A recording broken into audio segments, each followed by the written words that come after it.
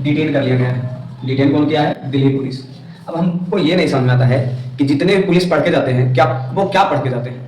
पढ़ना मीन्स आप जो पढ़े हैं उसको व्यवहारिक रूप में लागू भी कीजिए। तो ऊपर वाले कलम दिया है और कलम की ताकत है, यानी पढ़ाई से रिलेटेड चीज बताए पढ़ाते हैं। सरकार का 3 अंग होता है, ये कानून बनाते हैं। और कार्यपालिका ही 2 प्रकार का होता है, एक राजनीतिक कार्यपालिका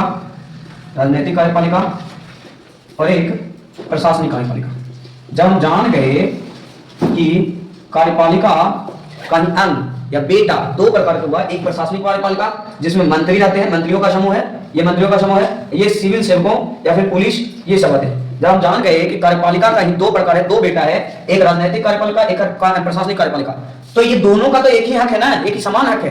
तो जब ये राजनीतिक कार्यपालिका मंत्री बात नहीं मानते हैं तो प्रशासनिक कार्यपालिका इनके सामने क्यों झुक जाते हैं? अपनी सबसे पहले सबसे बड़ा चीज क्या है? हमारा संविधान। तो संविधान क्या कहता है? जो राइट मानिए। अगर आपको आदेश भी दिया जाता है मंत्री के अनुसार, मंत्री के माध्यम से, तो आप मंत्री का आदेश को क्यों नहीं ठुकरा देते हैं? ठुकराने में क्या जा रहा है? आप अपनी राय रखिए कि हाँ हम लोगों से नहीं हो पा रहा है, आप जाइए उसको आप कंट्रोल करिए। वोट लेने के लिए क्यों चले जाते हैं? वो तुरंत हर घर पहुंच जाते हैं। जब उनको न्याय देना होता है या फिर सामाजिक कल्याण करना होता है तब क्यों नहीं पहुंचते वहां वो? तो सबसे पहला पढ़ने की जरूरत है। जितने भी बुद्धिजीवी, हम तो ठुकराते हैं ऐसे पुलिसकर्मियों को जो इस तरह का व्यवहार रखते हैं। सबसे पहले पढ़िए।